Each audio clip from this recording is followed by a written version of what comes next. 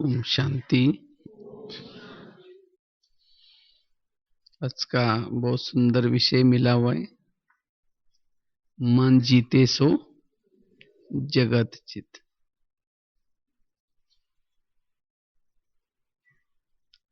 अगर हमें विजयी बनना है इस युद्ध के क्षेत्र में, क्योंकि विजय किसकी होगी? आत्मा की होगी। लेकिन अगर विजयी बनना है चाहे संस्कार के ऊपर, बुराई के ऊपर, उसके लिए किसने साथ देना चाहिए? मन। अगर मन हमारा साथ देगा तब हम इस युद्ध क्षेत्र में क्या बनेंगे? विजय बनेंगे। अगर मन हार गया तो हमारी क्या हो जाएगी? हार हो जाएगी। और संगम युग की हार, इसीलिए कहते हैं ना, मन जीते सो जगत जीते। अगर भविष्य का राजा बनना है तो हमें जीतना किसको है? मन को जीतना है। मन से ही हम भविष्य के राजा भी जीत सकेंगे। इसलिए मन को हमें शक्तिशाली बनाने की जरूरत है। और मन को शक्तिशाली बनाने का आधार क्या है? कहते हैं ना, जैसा अन्न वैसा मन। अन्न मतलब केवल भोजन की बात नहीं है। अन्न अर्थात जो हम पढ़ते हैं, जो हम देखते हैं, जो हम सुनते हैं, ये सब भी आत्मा का क्या है? मन का क्या है? मन का भोजन है। जैसा अन्न वैसा मन।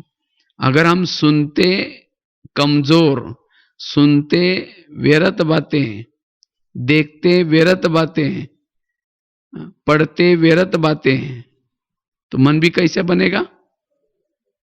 कमजोर बनेगा। इसलिए कहते जैसा अन्न वैसा मन। उस अन्न का भी प्रभाव पड़ता है, लेकिन साथ में हम क्या सुनते हैं, क्या पढ़ते हैं, उसका भी प्रभाव पड़ता है। इसलिए अगर मन को शक्तिशाली बनाना है, विजय बनाना है, तो उसका भोजन किस क्वालिटी का देखना है।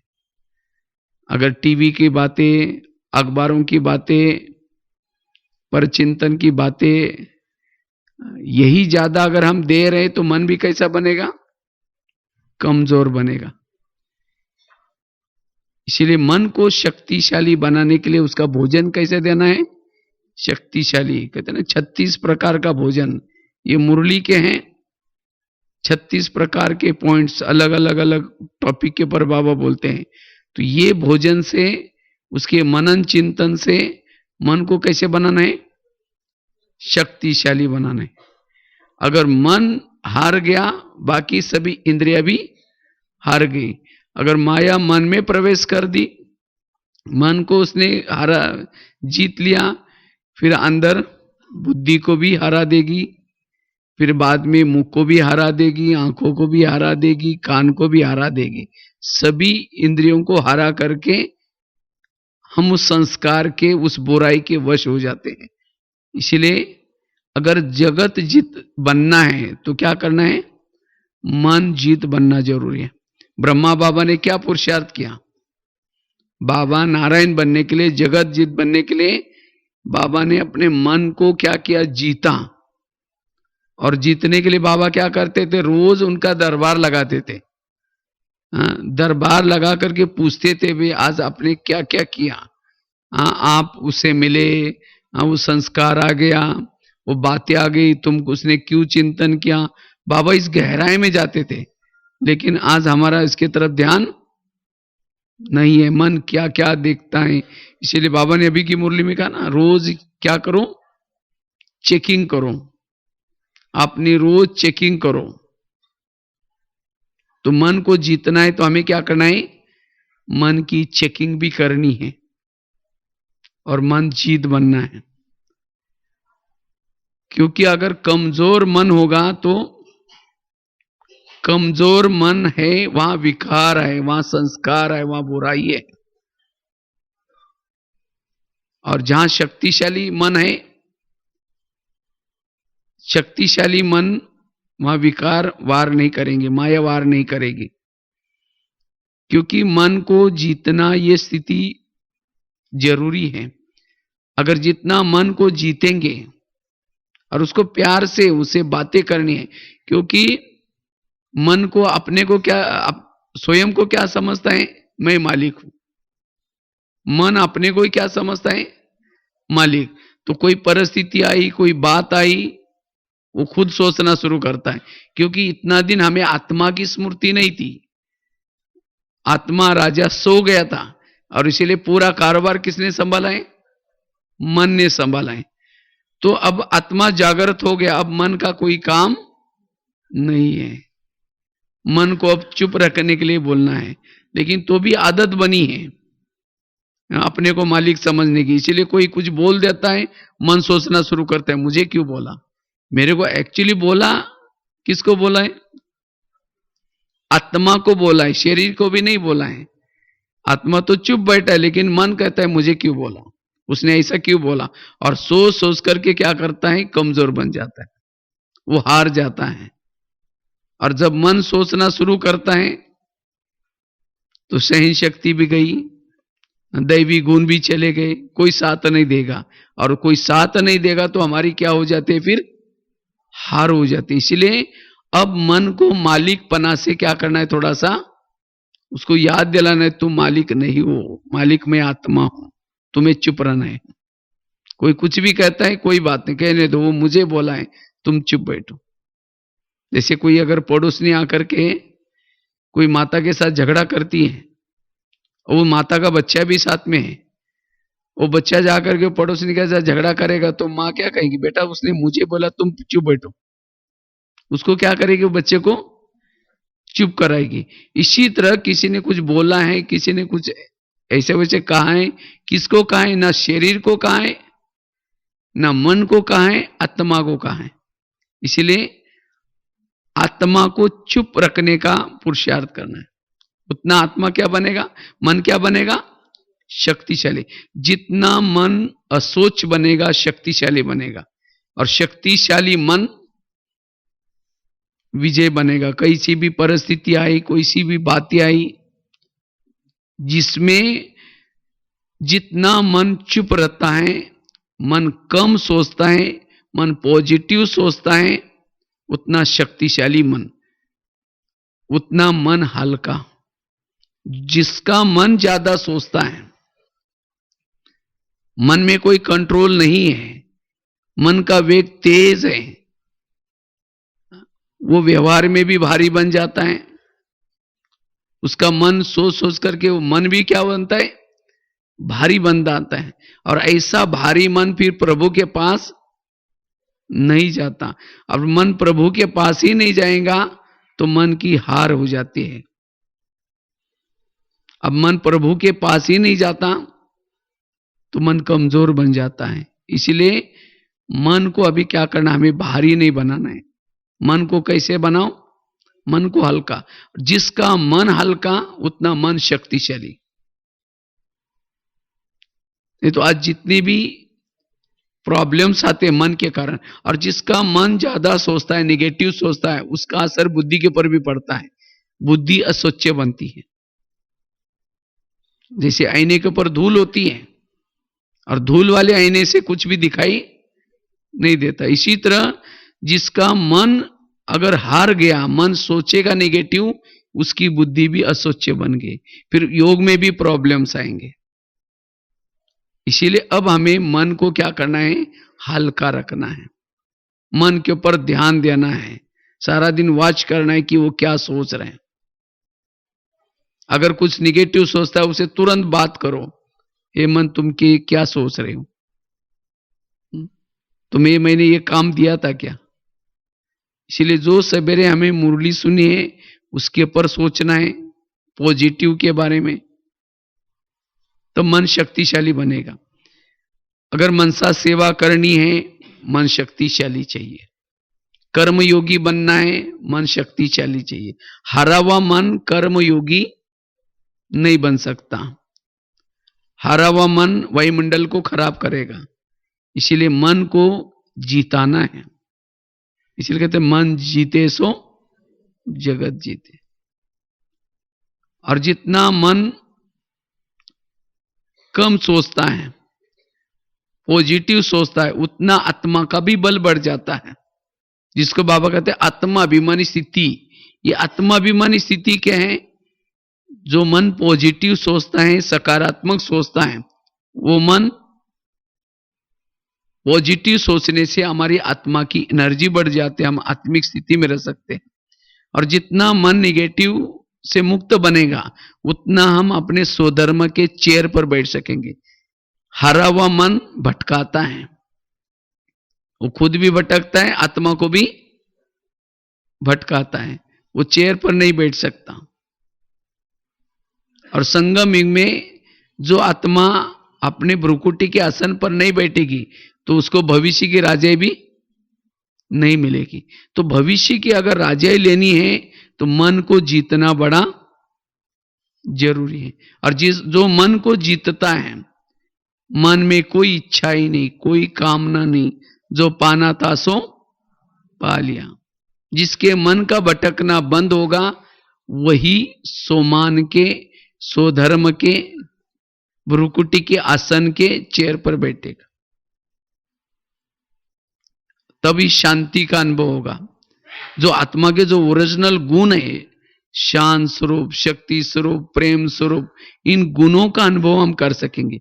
और जिसने इस गुणों का अनुभव किया, उतना तृप्त बन जाएंगे, भरपूर बन जाएंगे, उतना कर्मेंद्रिय जीत बन जाएंगे। तो मन को जीतने से ही हम अन्य जो कर्मेंद्रिय उसके ऊपर भी जीत प्राप्त कर सकेंगे। और जिन्होंने संगम युग में कर्मेंद्रिय जीत बना, वही भविष्य का जगत जीत बनेगा। जगत का जीतने का आधार है इस जगत के ऊपर राज्य करना। ये शरीर भी हमारा क्या है? एक जगत है, एक दुनिया है। कहते हैं ना, हर स्टार की अपनी अपनी दुनिया होती है। तो ये शरीर भी हमारी एक दुनिया है। भविष्य की दुनिया पर राज्य वही कर सकता है जो इस संगम की शरीर रूपी दुनिया पर राज्य करता है। और इसके ऊपर राज्य प्राप्त करने का आधार क्या है? मन। जिसने मन को जीता, वो अन्य कर्मेंद्रियों पर भी जीत प्राप्त कर सकता है। इसीलिए बाबा ने ज्यादा से ज्यादा मन के साथ बहुत सारी बातें की। और बाबा ने किसको जीता? पहले मन को जीता। और मन को जीतने से बाबा इतना बड़ा पद प्राप्त किया। इसीलिए हमें भी क्या करना है? मन जीते सो जगत जीत। इसीलिए मन को शक्तिशाली बनाने के लिए उसका भोजन क्या करना? हमें शक्तिशाली देना है। एक तो भोजन शक्तिशाली देना है, और रोज उसकी चेकिंग भी करनी है, उसे बातें भी करनी है। जिसको बाबा कहते हैं अपने आप से बातें करो। क्योंकि इतना दिन मन हारता था, क्योंकि अकेला था। अब मन को स्मृति देना है, ये मन अब अपने साथ कौन है? स्वयं सर्वशक्तिवान है। कलप कलप के हम विजयी है। और मन के अंदर, जो अंदर हमारे अंतर मन में जो कुछ हमारे पुराने संस्कार है, उसकी बातें गई। और जब वो अंतर मन की बातें जब बाहर आती हैं, तब जाकर के मन, स्थूल मन भी हार जाता है। इसलिए बाह्य मन को पहले शक्तिशाली बनाना है, ताकि अंतर मन भी शक्तिशाली बनता जाएगा। इसलिए मन को जीतना जरूरी है। अगर मन को जीतेंगे तो हम वायुमंडल को अच्छा बना सकेंगे, कर्मेंद्रिय जीत बन सकेंगे। योग में भी जो प्रॉब्लम्स आए, प्रॉब्लम कहां से आते हैं? मन के कारण प्रॉब्लम आता है। योग में बैठेंगे, मन को ऑर्डर करेंगे बाबा के पास जाओ, बाबा का चिंतन करो, लेकिन मन अपना ही कुछ चिंतन करता है, कहीं और चला जाता है, मन भटकाता है। जिसने मन को जीता, उसको योग लगाना भी इजी होगा। वो वायुमंडल को भी अच्छा बना सकता है। इसलिए हमें रोज अपने मन के ऊपर क्या करना है? थोड़ा सा ध्यान देना है। इससे हम बहुत कुछ कर सकेंगे। अन्यथा आज हमारे से जो भी कुछ गलतियां होती है, मन में अगर निगेटिव चलेंगे, जिसके प्रति मन में निगेटिव चलेगा उसके प्रति भावनाएं खराब हो जाएगी, उसके प्रति व्यवहार खराब हो जाएगा, दृष्टिकोण खराब हो जाएगा। ये सब किसने बनाया? मन ने ही एक दूसरे के साथ के हमारे संस्कार, एक दूसरे के साथ टकराव बनाया, एक दूसरे के साथ दूरी बनाई। किसने? मन ने बनाई। इसीलिए अब हमें क्या करना है? मन को सुधारना है, उसी मन को सहयोगी बनाना है। अगर मन से ही माया आएगी अंदर, जैसे कोई बॉर्डर पर रहने वाला ही कोई दुश्मन से मिला है, वो देश की हालत क्या होगी? इसी तरह मन सबसे स्टार्टिंग में है। माया जो घुसती है कहां से शुरुआत होती है? मन से शुरुआत होती है। इसीलिए हमें मन को शक्तिशाली बनाना है। और जिसका मन शक्तिशाली है, आज मन के कारण शरीर की भी बीमारियां हो रही, तनाव पैदा हो रहे हैं। जितनी भी समस्या हमारे मन के कारण पैदा होती है, सोच सोच करके हम समस्या को बड़ा करते हैं। बात तो छोटी होती है लेकिन मन क्या करता है? उसको बड़ा बनाता है। इसीलिए अब हमें मन को शक्तिशाली बनाना है। और जितना जिसका मन शक्तिशाली, उसके लिए सामने समस्या कुछ नहीं। कहते हैं ना, नजर बदलो तो नजारे बदल जाएंगी। अगर अपनी नजर बदलने का आधार क्या है? शक्तिशाली संकल्प, शक्तिशाली मन।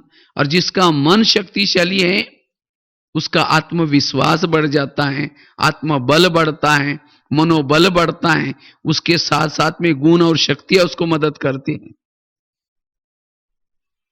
और वो विजयी बनता है।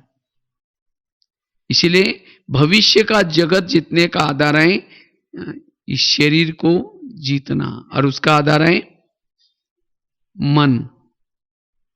इसीलिए हमें रोज क्या करना है? मन को शक्तिशाली विचार देना है, जिसे हम उसके ऊपर जीत प्राप्त कर सकेंगे।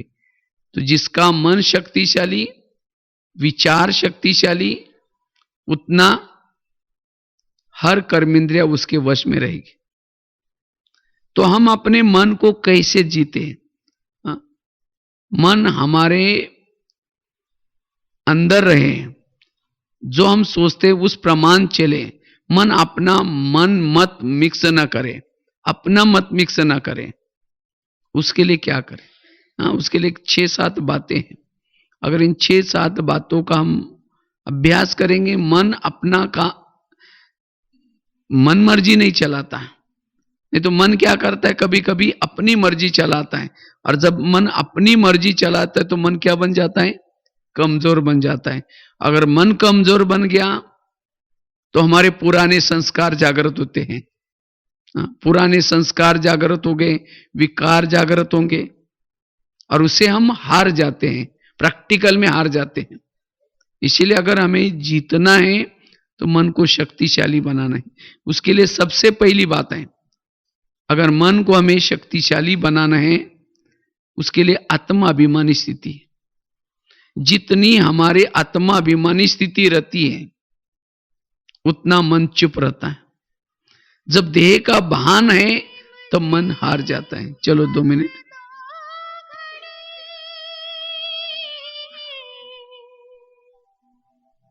प्रभु का ध्यान कीजिए, प्रभु का ध्यान कीजिए।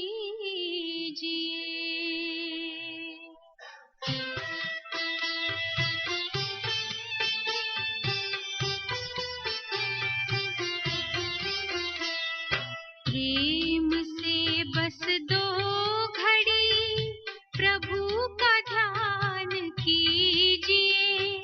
अपनी अंतर आत्मा को शांति से भर लीजिए, शांति से भर लीजिए।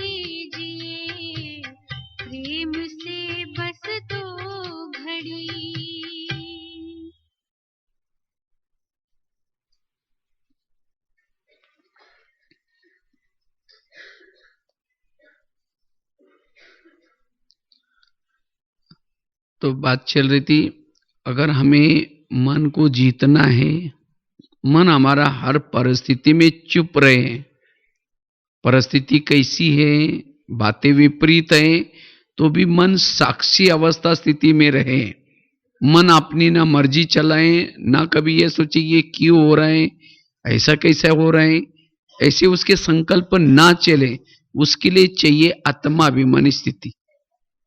आत्माभिमानी स्थिति में यह संभव है, मन साक्षी रहता है, अपना सोचता नहीं है। जब हमारा देह का वाहन रहता है, तब जाकर के मन सोचता है ये क्यों हुआ, मेरे साथ क्यों हुआ, ऐसे कैसे हुआ।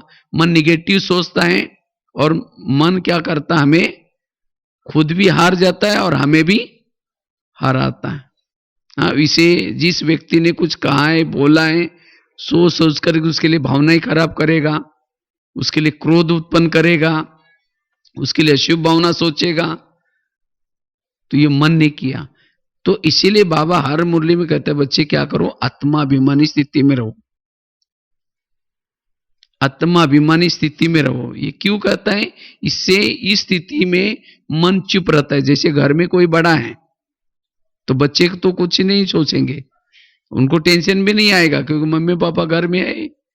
अब घर में है ही नहीं कोई बड़ा, तो बच्चों को क्या हो जाएगा, टेंशन आएगा। अगर दुकान में मालिक है तो नौकर कुछ नहीं सोचेगा, उसको टेंशन नहीं होगा। इसी तरह शरीर में अगर आत्मा का भान है तो मन साक्षी अवस्था में रहता है, चुप रहता है। तो मन जीत अगर बनना है तो हमारी स्थिति चाहिए आत्माभिमानी स्थिति, और ये स्थिति हमारी नेचुरल बनाने का आधार है। जितना हम अमृत वेला विधि पूर्वक बैठते हैं, एक्टिव होकर के बैठते हैं, अमृत वेला योग ठीक करते हैं, थोड़ा सा क्लास के पहले योग करते हैं और साथ में मुरली सुनते हैं, ये सवेरे 3 बातें जो विधि से करता है उसकी सोल कॉन्शियस स्थिति बनती, आत्माभिमानी स्थिति बनती। और जिन्होंने ये सवेरे मेहनत करके 3 बातों को किया, वो सारा दिन कैसा रहेगा, आत्माभिमानी स्थिति में रहो।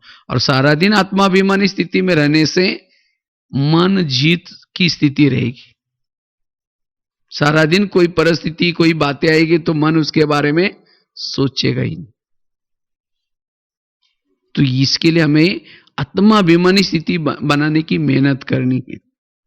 सारा दिन आत्मा हुई इस स्वरूप में टिकने के अभ्यास की जरूरत है।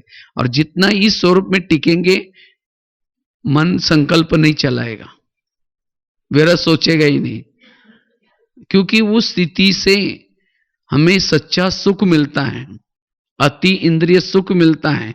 जब ये सुख मिलता है, जिसने कुछ बोला है, कुछ कहा है, उसके प्रति फीलिंग नहीं आएंगे। जिसको बाबा कहते हैं मान अपमान निंदा स्तुति में भी हमारी समान स्थिति रहेगी। यह स्थिति क्यों है, क्योंकि आत्माभिमानी स्थिति है। तो इसलिए हमें आत्मा के स्वरूप में टिकने का अभ्यास करने से ही हम मन जीते सो जगत जीत की स्थिति का अनुभव कर सकेंगे। तो जितना हम आत्माभिमानी स्थिति में रहेंगे, मन को हम कंट्रोल कर सकेंगे। मन सारा दिन निगेटिव नहीं सोचेगा, और उस स्थिति से फिर हम कर्मयोगी बन सकेंगे। उस स्थिति से हम मनसा सेवा भी कर सकेंगे। उसी स्थिति से हम अपनी बुद्धि को भी सोच रख सकेंगे, और उसी स्थिति से हम आत्मा को और शक्तिशाली बना सकेंगे। क्योंकि मन जब निगेटिव नहीं सोचता तो एनर्जी हमारी बच जाती। इसलिए आत्माभिमानी स्थिति में रहने का थोड़ा सा अंदर से वो मेहनत करनी है। यह है पहली बात। दूसरी है, अगर हमें मन को जीतना है तो वास्तव में मन किसको फॉलो करता है, बुद्धि को। तो इसीलिए अगर मन को जीतना है तो मन को पकड़ने की जरूरत नहीं है, पकड़ो किसको, बुद्धि को। क्योंकि जहां हमारा ध्यान होगा वहां हमारा मन जाता है। हम क्या करते, मन को जीतने के लिए मन को कोशिश करते और बुद्धि के तरफ ध्यान ही नहीं रहते। बुद्धि कहां है, अगर बुद्धि कहीं प्रभाव में है तो मन भी उसी के प्रभाव में जाएगा, क्योंकि बॉस वहां है तो मन भी जाएगा। इसलिए अगर मन को जीतना है तो इसीलिए हमें हमारा विवेक सदा जागृत रहे। जिसकी बुद्धि जागृत है, विवेक जागृत है, तो मन भी जागृत रहेगा। अगर विवेक सोया है, बुद्धि कई प्रभाव में जाती है। पहले बुद्धि कोई विकारों के या कोई बातों के प्रभाव में जाते हैं। जहां बुद्धि जाते है, ध्यान जाता है, मन भी चला जाता है। जैसे कैमरे के सामने जो चित्र है वो चित्र किस में आता है? टीवी में आता है। तो इसी तरह हमारा मन कोई भी कहीं भी जाता है। क्यों जाता है? क्योंकि ध्यान वहां है। जहां ध्यान होगा वहां मन होगा। इसलिए जितना हम बुद्धि को अच्छी तरह जागृत रखेंगे उतना मन भी वही चला जाएगा। इसलिए हमें बुद्धि को चेक करना है। जैसे आज योग में भी जब मन नहीं लगता, क्यों नहीं लगता? क्योंकि हमारा बुद्धि के ऊपर ध्यान नहीं है। इसलिए मन को जीतने का आधार है बुद्धि को जीतना, विवेक को जागृत रखना। और जिसने विवेक को जागृत रखा, अगर बुद्धि आपको साथ दे रहे तो मन भी आपको क्या देगा? साथ देगा। अब बुद्धि को छोड़ करके हम मन के पीछे दौड़ेंगे तो फिर वो संभव नहीं है। इसलिए हमें मन को जीतना है तो हमें किसको जीतना है? पहले बुद्धि को। बुद्धि से बातें करनी है। अगर हम इस संस्कार के वश होंगे, अगर हम किसी औरों के प्रभाव में जाएंगे तो हमारा क्या हालत होगा? हमें सजा मिलेगी। इस तरह से हमें बीच बीच में जितना बुद्धि को से बातें करते हैं उतना विवेक जागृत होगा। और जब विवेक जागृत होगा, जिसको समझ आएगी, महसूस होगा, तो फिर बुद्धि भटकेगी नहीं। जब बुद्धि नहीं भटकेगी तो मन भी क्या करेगा? मन का भटकना भी बंद हो जाएगा। बुद्धि बार बार कहां जाएगी? फिर वही विजन बनाएंगी, बाबा का विजन बनाएंगी, बाबा को देखेगी, तो मन भी क्या करेगा? जो बुद्धि देख रहे उसके प्रति ही सोचेगा। तो मन को जीतना सरल होगा। तो मन को अगर जीतना है तो हमें विवेक को, बुद्धि को जीतना जरूरी है, उसको जागृत रखना जरूरी है। तब हम मन जीत सो जगत जीत बन सकते हैं। तीसरी बात है, अगर मन को जीतना है तो उसके लिए जीवन में आने वाली छोटी छोटी बातें, उस निगेटिव बातों को क्या बना दो? पॉजिटिव। जब निगेटिव बातों को निगेटिव के रूप में देखते हैं तब जाकर के मन के ऊपर आघात होता है और मन ज्यादा ही निगेटिव सोचता है। इसीलिए जो भी कुछ बातें आती हैं हमारे सामने, उस निगेटिव बातों को क्या बना दो? पॉजिटिव। हाँ, आज की मुरली में भी बाबा ने बहुत अच्छी एक बात कही। अगर कोई किसी ने कुछ दे भी दिया, कोई गाली भी दी या किसी ने अशुभ भावना भी दी, तो दे तो दिया ना, कुछ तो दिया ना। बाबा ने कहा ना, कुछ तो दिया, निगेटिव तो दिया। इसलिए उस निगेटिव बात को क्या बना दो? पॉजिटिव। और जितना निगेटिव बातों को पॉजिटिव में चेंज करेंगे तो मन क्या हो जाएगा? चुप रहेगा।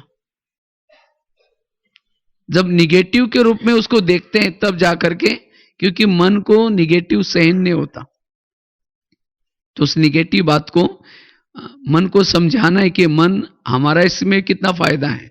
समझे किसी ने गाली दी तो मन को समझाओ, उसने मुझे भले गाली दी, लेकिन वही व्यक्ति एक दिन आएगा गुलाब के फूलों से हमारी पूजा करने वाला है, तो कितना बड़ा फायदा है मेरा। इसीलिए तुम फायदे का भी तो सोचो। किसी ने परचिंतन किया तो मन सोचता है कि मेरा आखिर परचिंतन क्यों किया इसने, सबके बीच में परचिंतन। मन को समझाओ, हे मन, जिन्होंने हमारा ये परचिंतन किया 1 घंटा, वही लोग हमारा क्या करने वाले हैं? कीर्तन भजन गाने वाले हैं। दोपहर में यही क्या करेंगे? जिसने कहा कि ये है ही ऐसा, वो क्या कहेगा? ये महान है। दूसरा कहेगा क्या कहे? कोई क्या कहेगा?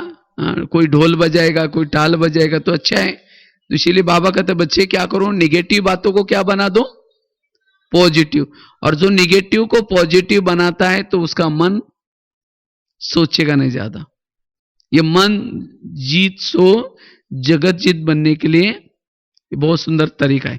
निगेटिव बातों को क्या बना दो, पॉजिटिव। जितना निगेटिव को पॉजिटिव बनाएंगे उतना मन चुप रहेगा। अन्यथा फिर निगेटिव में एक बार मन चला गया, उसकी सहन शक्ति खत्म हो गई, उसके अंदर से गुण भी खत्म हो गए। और घाटा किसका हो गया, निगेटिव सोचने से कोई समाधान नहीं हुआ, लेकिन घाटा और ही हो गया। वायुमंडल खराब हो गया, भावना खराब हो गई, अशुभ सोचना शुरू किया, क्रोध उत्पन्न हो गया। जिसके प्रति जिन्होंने ऐसा कुछ बोला उसे किनारा करेंगे, तो घाटा किसका हुआ, अपना ही हुआ। इसीलिए निगेटिव बातों को क्या बना दो, पॉजिटिव। ये हमें तरीका अपनाना है और इससे हमारी उन्नति होगी, हमारा फायदा होगा। और इससे हम अपने मन का जो वेग है उस वेग को क्या कर सकेंगे, कम कर सकेंगे। और जिसने अपने मन के वेग को कम किया उसके अंदर सहन शक्ति अपने आप आती रहेगी।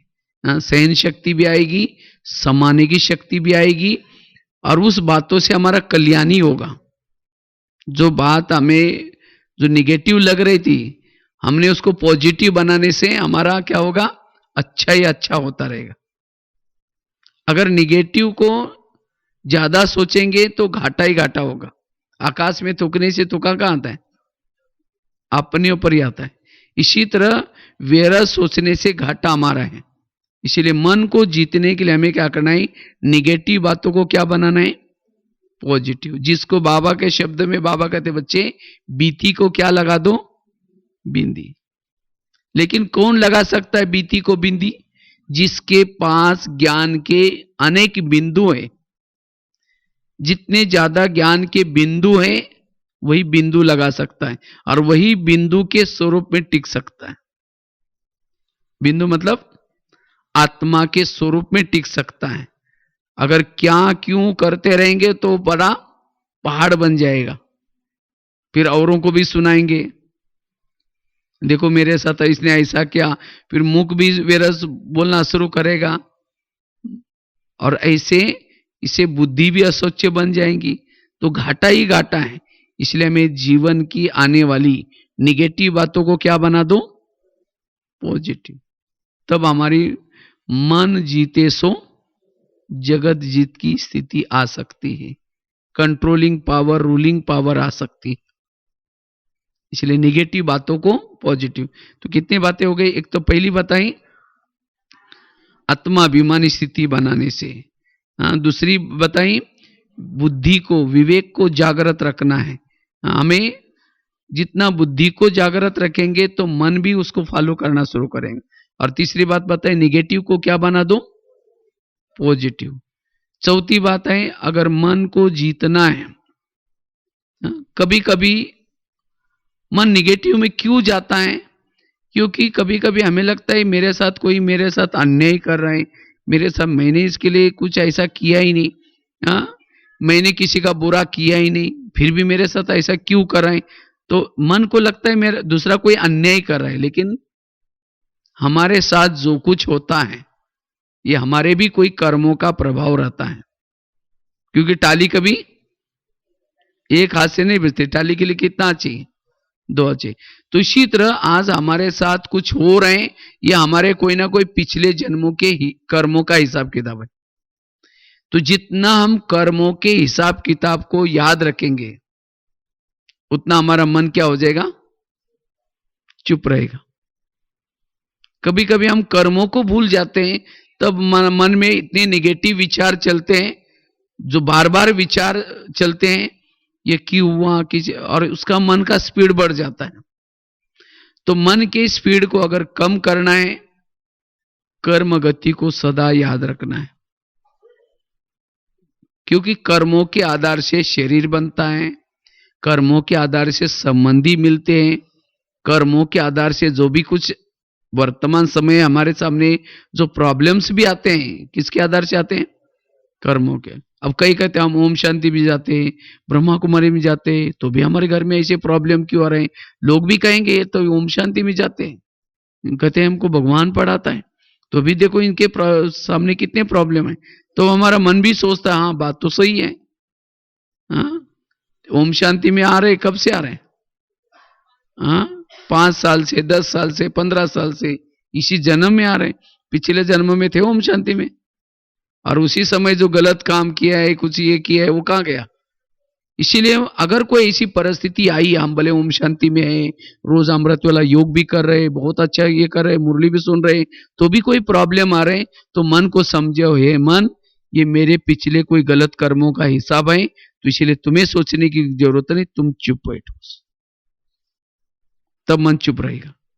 नहीं तो कभी लगता है कि ये देखो हमारे साथ ऐसा क्यों हो रहा है, ये तो बाबा भी नहीं सहयोग दे रहा है, ये क्या हो रहा है, देखो ये ऐसा वैसा, ये ब्राह्मण है, ये बीके है, तो भी ये ऐसे करते।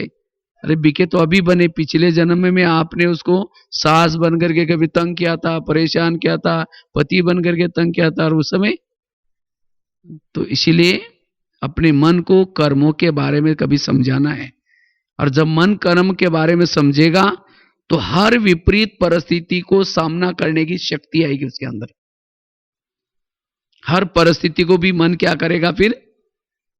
सामना करेगा, मन सोचेगा नहीं। और तब जाकर के मन जीते सो जगत जीत बन सकते। अन्यथा ऐसी परिस्थिति के कारण आज दुनिया में भी देखो तनाव बढ़ता रहा है, किसी को ब्रेन ट्यूमर, ब्रेन हेमरेज, ये सब बीमारी क्यों हो रही है? मन के निगेटिव सोच के कारण। इतना ही नहीं, कोई इतना ज्यादा सोच लेता है, कभी सहन नहीं होता तो किसी का मार भी देता है, किसी को मर्डर भी कर लेता है। ये सब आज दुनिया में जो भी कुछ घटनाएं हो रहे, ये सब मन के हारे सो हार गए। कभी किसी का मार भी देगा, कभी सुसाइड भी कर लेते कई लोग ऐसे। ये सब मन हार गया उनका, तो इसीलिए वो भी जीवन से हार गए। इसीलिए मन को वास्तव में सहन करना मतलब हारना नहीं है, सहन करना अर्थात जीत है। चुप रहना अर्थात जीत है। लोग कहेंगे तुम हार गए चले चुप हो गए, कोई बात नहीं, हम हार गए। हार में ही वास्तव में हमारी जीत है। इसीलिए हमें स्थूल रूप में हारना है, लेकिन अंतर रूप में कैसे है? शक्तिशाली। और ऐसा जो हार जाता है अर्थात झुक जाता है, जो सहन करता है, वो माया में विजय बनता है। और जो खुद क्रोध करता है, मन के अधीन होता है, वो विकारों में भी हार जाता है। कमजोर मन माया के वश हो जाता है, विकारों के वश हो जाता है।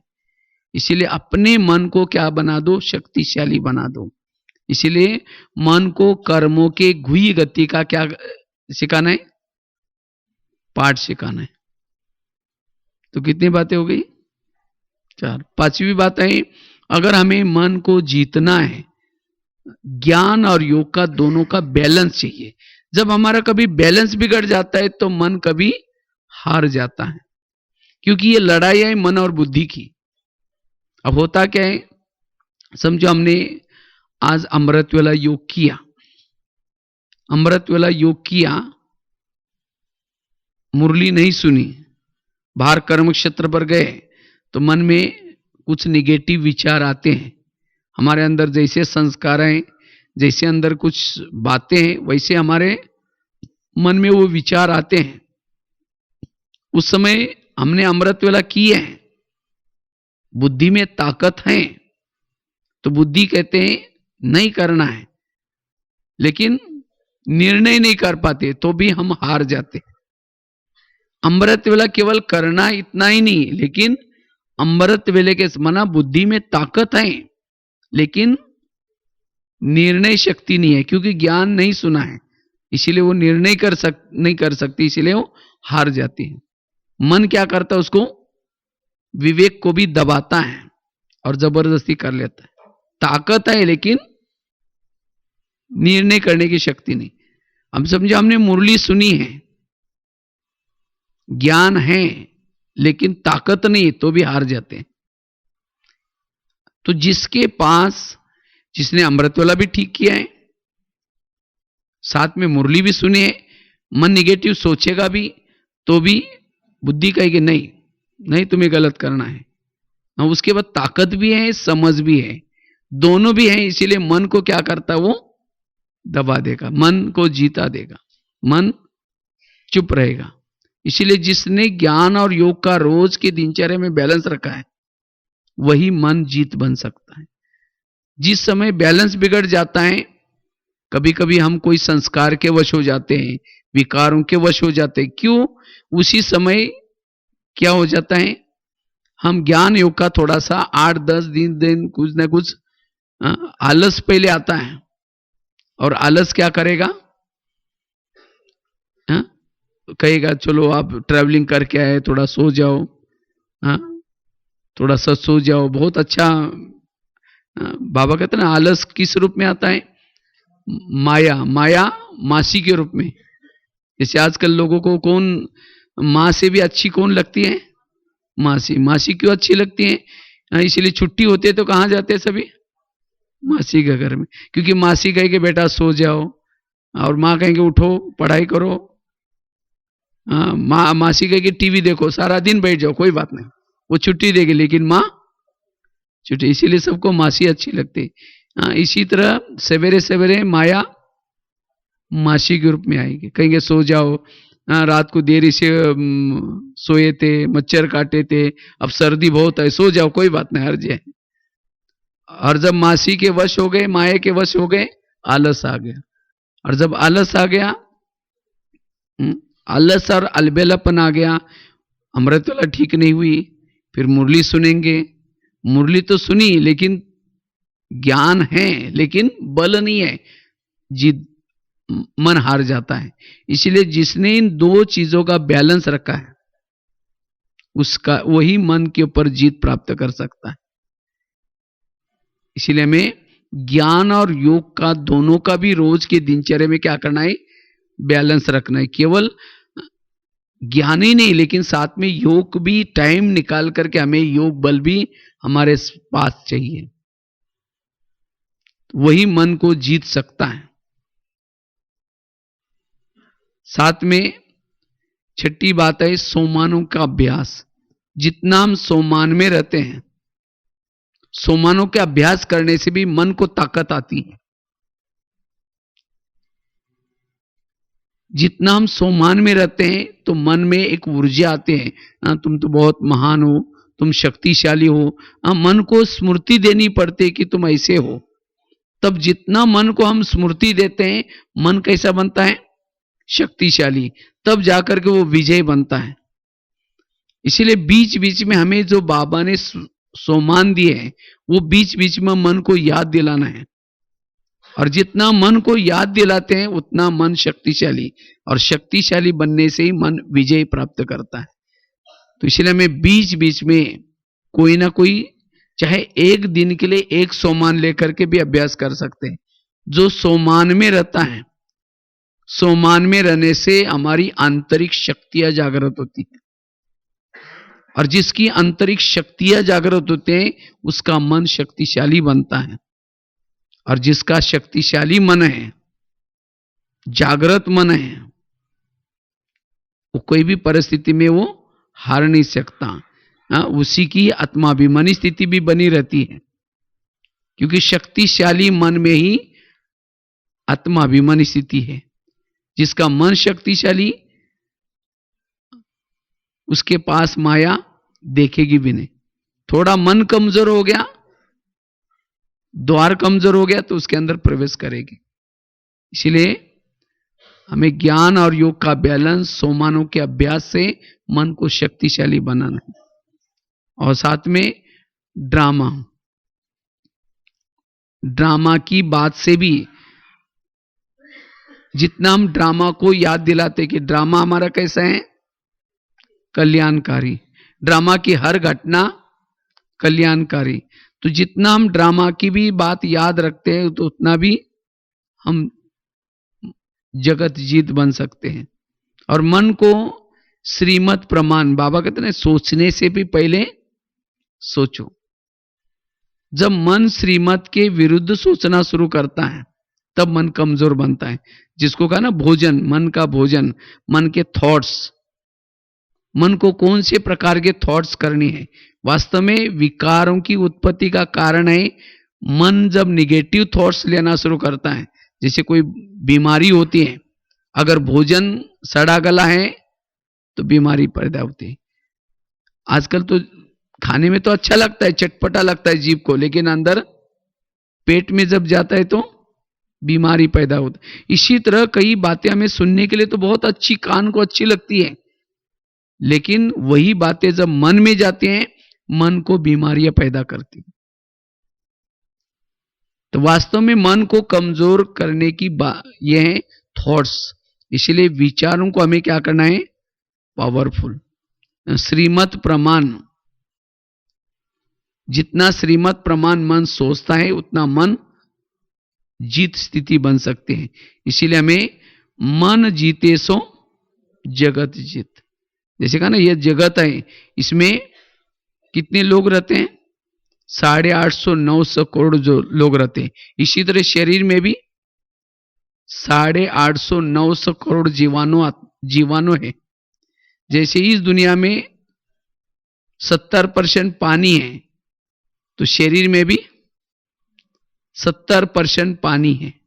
जैसे इस दुनिया में 3 लोग हैं, तो इसी तरह शरीर में भी 3 लोग, साकार लोग, आत्म लोग, 500। इसमें जैसे 500 तत्व हैं, इसमें शरीर में भी 500 तत्व हैं। तो इसीलिए जिसने इस शरीर को जीता, संगम युग में शरीर के ऊपर राज्य किया, वही इस जगत में भी राज्य कर सकता है। लेकिन इस शरीर की इंद्रियों को जीतने का आधार क्या है, मन को जीतना। जिसने मन को जीता उसने इस कर्मेंद्रिय को जीता, और जिसने इस कर्मेंद्रिय को जीता वो स्थूल जगत में भी जगत जीत बन सकते हैं। इसीलिए मन को शक्तिशाली बनाने की आवश्यकता है, और जिसने मन को शक्तिशाली बनाया उसकी बुद्धि भी स्वच्छ है। योग लगाते समय जैसे आकाश के चंद्रमा को पानी में देखना है, तो पानी कैसा चाहिए, स्थिर। तो इसी तरह परम धाम के परमात्मा को मन में देखना है। जितना जिसका मन स्थिर है, चुप है, उतना वो आत्म दर्शन कर सकता है, उतना वो परमात्मा का दर्शन कर सकता है। आत्माभिमानी स्थिति बन सकते। अगर मन निगेटिव सोचता है, ना वो आत्म दर्शन कर सकता है, ना परमात्मा दर्शन कर सकता है। इसीलिए अपने मन को क्या करना है, पॉजिटिव बनाना है। इसीलिए हमें रोज अपने मन से बातें करनी है। मन को क्या करना है, पावरफुल। मन हमारा एक सेनापति है। अगर जिसका सेनापति राजा के एंटी गए हैं, वो क्या हो जाएगा, पराजय होगा।